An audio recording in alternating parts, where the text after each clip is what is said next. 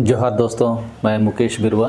Supreme court ने जहां एक तरफ खनिजों के रॉयल्टी पर केंद्र के अधिकार को समाप्त कर राज्यों को दिया, उसी समय यह खबर कि सरकार ने 3 महत्वपूर्ण खनिज ब्लॉकों की नीलामी रद्द की, केंद्र सरकार में सब कुछ ठीक चल रहा है, इस पर संदेह उत्पन्न करता है।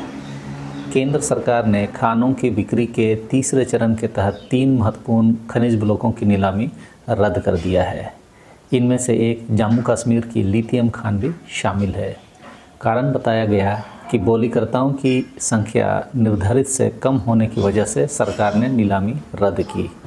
चूँकि अभी तक मोदी सरकार अपने दोस्तों के लिए ही यह सब नाटक करते रही थी, लेकिन सुप्रीम कोर्ट के निर्णय के अनुसार अब राज्य सरकार निकाले गए खनिज पर रॉयल्टी और कर लगा सकेगी। मोदी सरकार को कुछ मिलेगा नहीं, यह भी कारण हो सकता है। सिर्फ इस समय के लिए नीलामी को रद्द कर दिया जा रहा होगा। जिन 3 ब्लॉकों की नीलामी रद्द की गई है, उनमें जम्मू कश्मीर में सलाल हेमना लिथियम, टाइटेनियम और बॉक्साइट, जिसको एल्युमिनियम लेटराइट बोलते हैं, वो ब्लॉक है। झारखंड में मस्कनिया, ग्रेरियाटोला, बारवारी पोटास ब्लॉक और तमिलनाडु में कुरुंजकुलम ग्रेफाइट ब्लॉक शामिल है। खनन मंत्रालय ने 14 मार्च को नीलामी के तीसरे चरण में 7 महत्वपूर्ण खनिज ब्लॉकों की बिक्री शुरू की थी। पहले किस्त में 3 से कम बोलियां प्राप्त करने वाले ब्लॉकों को इस दौर के तहत अधिसूचित किया गया था। ये 7 block glauconite, graphite, nickel, PGI, potash, lithium और टाइटेनियम जैसे महत्वपूर्ण खनिजों से संबंधित हैं और बिहार, झारखंड, तमिलनाडु, उत्तर प्रदेश और केंद्र शासित प्रदेश जम्मू एंड कश्मीर में स्थित हैं।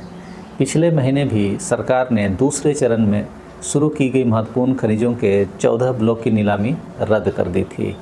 पहले चरण में केंद्र ने सुस्त प्रक्रिया के कारण बिक्री के लिए रखे गए 20 ब्लॉकों में से 13 की नीलामी रद्द कर दी थी। केंद्र सरकार ने पिछले महीने अरुणाचल प्रदेश, छत्तीसगढ़, झारखंड, कर्नाटक, राजस्थान, महाराष्ट्र और उत्तर प्रदेश सहित कई राज्यों में खनिज ब्लॉकों की नीलामी का चौथा दौर शुरू किया था।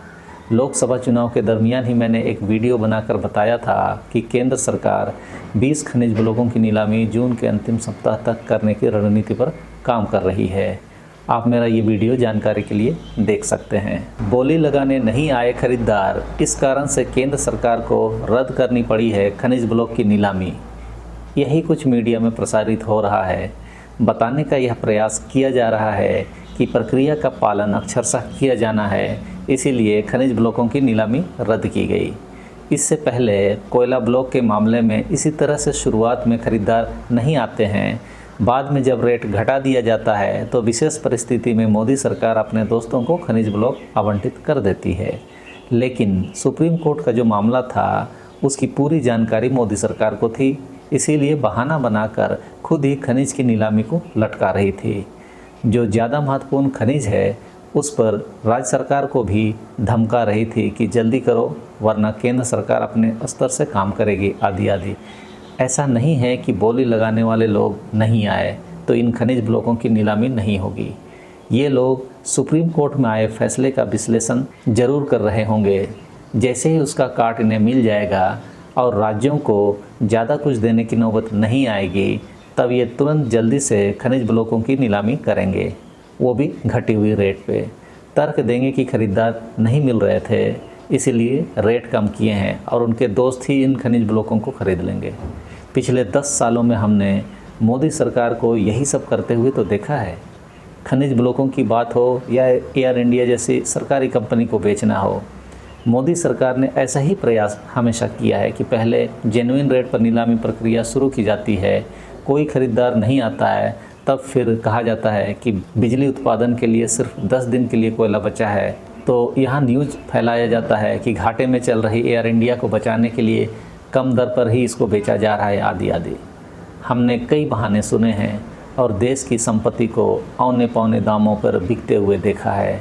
अभी कुछ दिन पहले मैंने वैसे ही BSNL और MTNL के संपत्तियों को भी ऐसे ही औने पौने दामों पर बेचने का एक वीडियो बनाया था।